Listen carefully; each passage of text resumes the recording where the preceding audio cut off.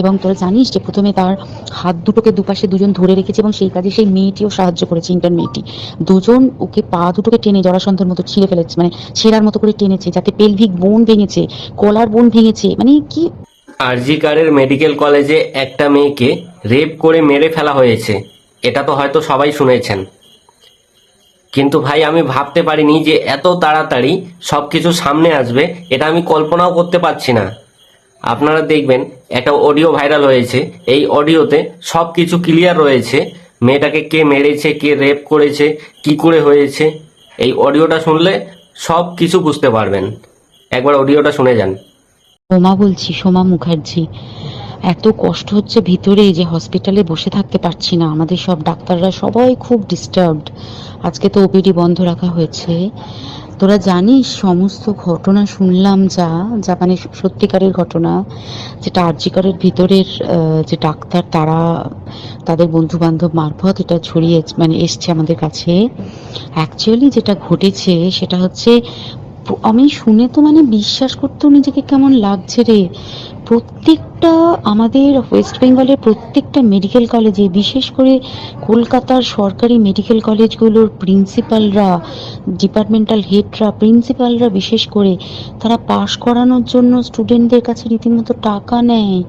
যেসব স্টুডেন্টরা, ইন্টার্নরা, পিজিটিরা যারা ভালো করে ক্লাস করে না বা থিসিস তারা জমা দেবে, পিজিতে তো থিসিস জমা দিতে হয়, তো যারা MBBS final year final pass করবে না সাপ্লি পাইয়ে দেবে, ইন্টার্নের কমপ্লিশন দেবে না, ইন্টার্ন হওয়ার পর কমপ্লিশন না দিলে তারা রেজিস্ট্রেশন নাম্বার পাবে না, এই সমস্ত ভয় দেখিয়ে টাকা পয়সা নেয়। সমস্ত জায়গাতেই এটা আছে।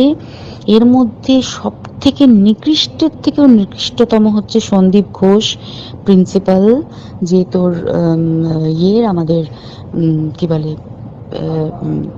আরজিকর মেডিকেল কলেজে। সেখানে ভাব যে ওনার একটা বিশাল নেক্সাস ছিল, যাতে উনি বেশ কিছু ইন্টার্ন, হাউস স্টাফ এদেরকে দিয়ে ওই নেক্সাসটা চালাতেন। তারা ওখানে একটা সেক্স র্যাকেট চালাতো, তারা একটা ড্রাগ র্যাকেট চালাতো। ড্রাগ র্যাকেট মানে ওই যে ওটাতে বলেছে না, ড্রাগ মানে শুধু ওই হেরোইন আর ব্রাউন সুগারের ড্রাগ খাওয়া বা মদ খাওয়া নয়। ড্রাগ মানে হচ্ছে যে কম দামি, কম টাকায় যে ওষুধ পাওয়া যায়, যে ওষুধ না জল ভগবান জানে, সেই ওষুধের মানে কোটি কোটি টাকায় যে টেন্ডার বেরোতো, সেই ওষুধ নিয়ে ওষুধ কোম্পানিগুলোর কাছ থেকে কোটি কোটি টাকা, সেই সমস্ত টাকার একটা বড় অংশ যেত পার্টি ফান্ডে, বুঝতেই পারছিস তাহলে। সেই জন্য পার্টির একদমই কাছের উনি, পার্টির মানে একদম খোদ মানে ওপর লেভেলের একদম আসল জায়গাকার কাছে। তো এবার উনি এই যে নেক্সাসটা চালাতেন, তাতে রীতিমতো কোন ইন্টার্নকে উনি পাশ করাবেন, কোন পিজিটেকে উনি থিসিস কমপ্লিট করাবেন, সেগুলো সব ভয় দেখিয়ে টাকা নিতেন। আর তার হয়ে কাজ করতো ওই ইন্টার্ন হাউস স্টাফের একটা পুরো বড় নেক্সাস। এবার এই মেয়েটির যে পিজিটি, মেয়েটি অত্যন্ত ভালো, সে তার থিসিসটা কমপ্লিট করাবে না বলে হুমকি দিচ্ছিল। সে এটা জানতে পেরে গিয়ে বলেছিল যে আমি এরকম কোনোভাবেই মেনে নেব না, আমি এর বিরুদ্ধে আমি যাব এবং আমি এর বিরুদ্ধে সব ফাঁস করে দেবো। তখন তাকে রীতিমতো ধমক দেওয়া হচ্ছিল। এটা চলছিল লাস্ট 6 মান্থস ধরে, 6 মাস ধরে তাকে হুমকি দেওয়া, তার প্রতি মানে বেশি বেশি প্রথমের দিকে কি করছিল, অত্যাচার করছিল। মানে কিরকম, বেশি বেশি করে নাইট ডিউটি দিচ্ছে, অ্যাটেস্টেজ 36 আওয়ার্স ডিউটি, বেশি বেশি করে নাইট, বেশি বেশি করে খাটানো, এবং এগুলো সব জানে ডিপার্টমেন্টাল হেড, চেস্টের যে ডিপার্টমেন্টাল হেড সেও জানে, সিনিয়র পিজিটিরা সবাই জানে। প্রিন্সিপালের নির্দেশেই হচ্ছে এবং ওনার নেক্সাসের ছেলেমেয়েরাই কাজ করছে। তারা 6 মাস ধরে এটা করেছে। করার পরও যখন ওকে আটকাতে পারেনি, তখন কি করেছে, ওই দিনকে ওরা ঠিক করেছে যে দিনটাতে এই ঘটনাটা ঘটেছে, সেদিন কতখানি প্ল্যান্ড এবং গট আপ গেম দেখ। সেই দিন ওই ঘরে, ওই সেমিনার রুমে প্রত্যেক দিনই 4তলার আরো অনেকেই যারা সিনিয়র পিজিটি বা জুনিয়র পিজিটি, তারা কিন্তু বিশ্রাম নিতে যেত, অনেকেই ওই ঘরে যেত। সেই দিনকে ও একা, ওকে বলেছে তুমি ঘুমিয়ে পড়ো, ওকে একা রেখে এসেছে, বাকিরা কাউকে যেতে দেয়নি, বলেছে ওই ঘরে আজকে ঘটনা ঘটছে, মানে কাজ হচ্ছে, ওই ঘরে কেউ যাবে না। ওই ঘরে সেই দিনকে ওর সাথে যখন খাওয়া দাওয়া করেছে বাকি 4জন, সেই 4জনের মধ্যে একটি মেয়ে পর্যন্ত ছিল। সে কিরকম মেয়ে চিন্তা কর, এরা ডাক্তার না জানোয়ার জানি না, আমি জানোয়ার বললেও জানোয়ারদের অপমান করা হয়, কারণ জানোয়ার সমাজে এরকম কাজ হয় না। তো ডাক্তার না কি আমি বলতে পারবো না। সেই ইন্টার্ন মেয়েটি আরেকটি ইন্টার্নের গার্লফ্রেন্ড। তো তার সাথে ওই পিজিটি মেয়েটি প্রচুর ঝগড়া হয়েছে। ঝগড়া হওয়ার পরে তারা তো হুমকি টুমকি দিয়ে চলে গেছে, দিয়ে তারা বলেছে তুমি ঘুমো। এবার ও তো আর জানে না, ভালো মনে শুতে এসেছে। তারপরে তারা গিয়ে মদটদ খেয়েছে, 7-8 জন মিলে চড়াও হয়েছে।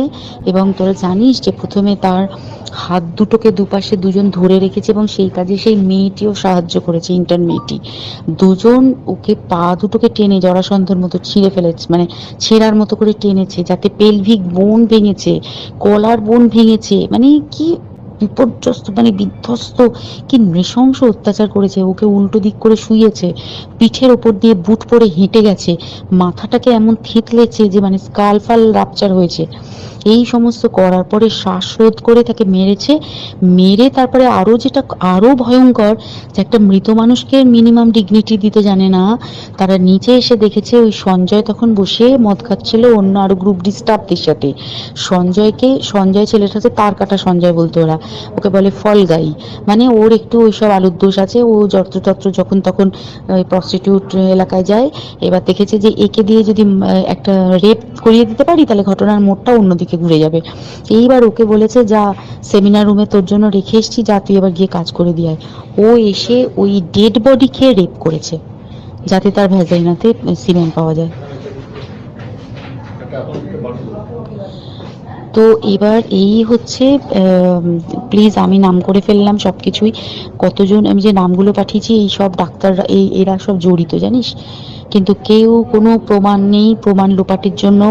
সেদিনকে ওই ইন্টার্ন এবং ডাক্তাররা যে ওইখানের যে বাথরুমটাতে হাত পা ধুয়েছে, রক্ত ধুয়েছে, সেইটাকে তাড়াতাড়ি প্রমাণ লোপাটের জন্য ওই দেওয়ালকে ভেঙে দিয়ে তার মানে ওই বাথরুমের জায়গাটাকেই ভাঙতে হচ্ছে ওদের। ওখানে নাকি ওরা রুম বানাবে, কালকে দেখেছিস তোরা খবরে।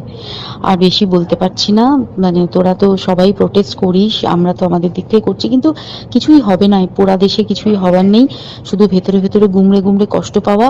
আর আগামী প্রজন্মের যে ডাক্তাররা বেরোবে, তারা যে ইন্টার্ন বা পিজিটি বা এই যাদের কাছে আমরা যাব ভবিষ্যতে, তারা কি ডাক্তার না কি আমি জানি না, কি নিয়ে তাদের কাছে আমরা যাব আর কি করেই বা আমাদের পরের প্রজন্মকে আমরা সুরক্ষিত রাখবো।